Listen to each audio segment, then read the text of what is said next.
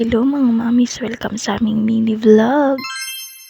Kakagising ko nga lang pala ng mga oras na to at tingnan nyo naman ang itsura, lutang na lutang yarn.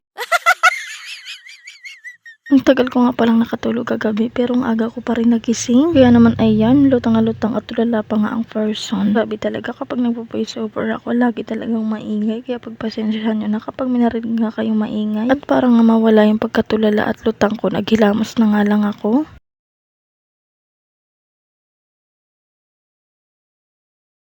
At maya-maya nga nagising na rin tong batang makulit na to at ayan, nanghiram pa nga ng cellphone sa mami niya. Kunwari pang ayos sa video pero mahilig din naman sa camera.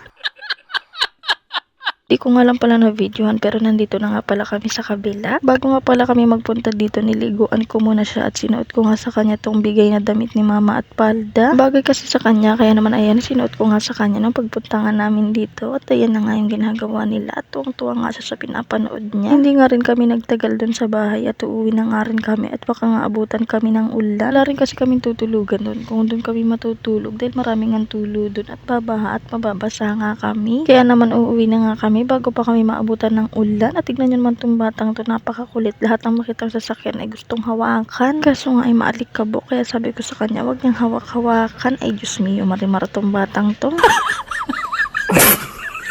At nakauwi na nga pala kami at iyan, naglalaro lang kaming dalawa dito dahil wala naman kaming magawa. Nagkukulitan lang kaming dalawa dito kasi naman dahil naboboring kami at wala nga kaming magawa. At tignan nyo naman ang ginagawa ng bata sa damit ko.